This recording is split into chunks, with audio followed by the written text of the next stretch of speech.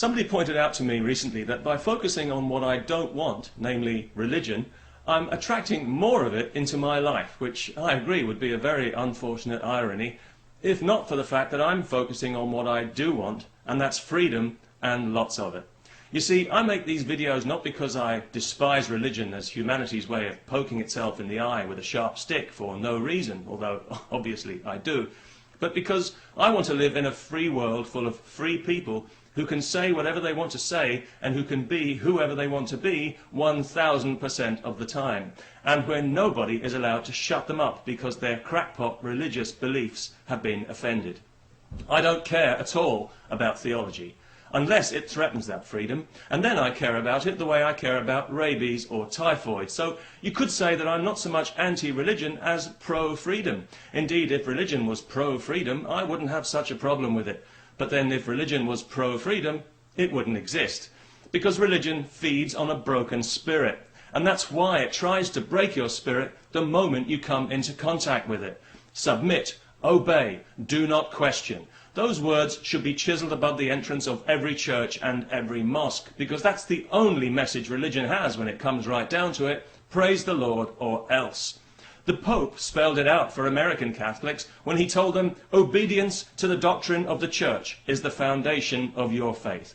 That's what he said. There was no mention of enlightenment or spirituality or any of these things because he's not in that business. He's in the obedience business, the only business where the customer is always wrong. Clergy are the only salesmen who don't have to justify or prove any of the outrageous claims they make for the product they're hustling, and this leaves them free to engage in the kind of open fraud which in any other walk of life would be a criminal offence.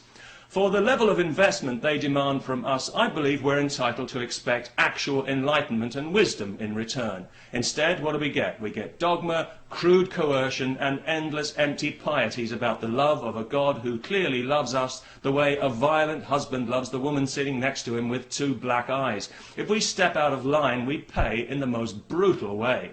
And it's this crass violence at the heart of religion which I believe makes it truly evil, and also furnishes proof, as if proof were needed, that this is an entirely man-made phenomenon with nothing divine about it. Otherwise, it wouldn't be so damn ugly. The God of the desert is transparently a false God. He's a puppet who speaks with the voice of ignorant men who are afraid of knowledge and afraid of freedom, and who therefore need desperately to control the thoughts of others for their own miserable survival. They need us to believe that we're less than we are, and to diminish ourselves in our own minds, to feel small, helpless, in need of salvation. So what do they tell us? They tell us that strength and virtue lie in submission. Yes, of course they do. With our faces in the dust, we are invincible. Isn't that right? And of course, we will live forever, either in eternal bliss or in eternal torment, but that's entirely up to us.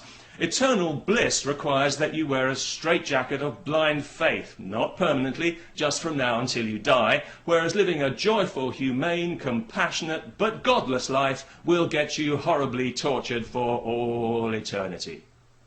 Fear is religion's currency of choice. It's the lowest of human emotions because it's the most crippling emotion, and this is why it's religion's currency of choice. It's pretty obvious when you think about it, but hey, don't strain yourselves.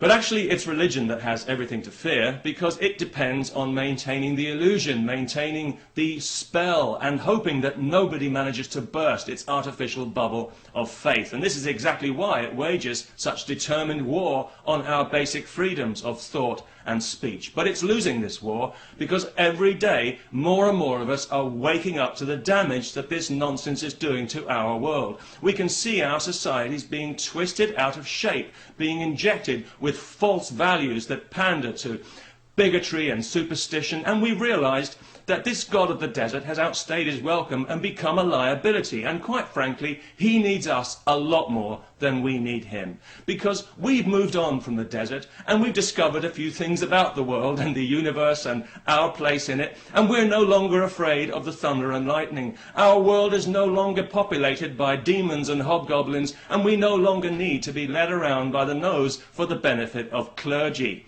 And they know this, just as they know that their God's very existence depends entirely on our belief. Belief without evidence and belief that defies reason.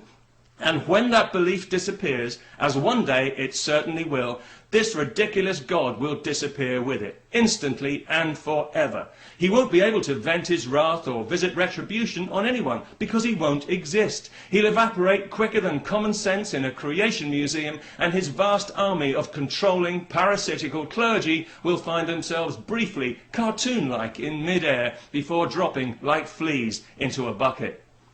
That's what I'm looking forward to, and that's what I'm focused on, and it's why I make these videos, because I think we're better than this, and I know we've got the power to withdraw our belief and our consent and put a stop to this nonsense. All we need is the courage. Peace and freedom. Let's not forget the freedom.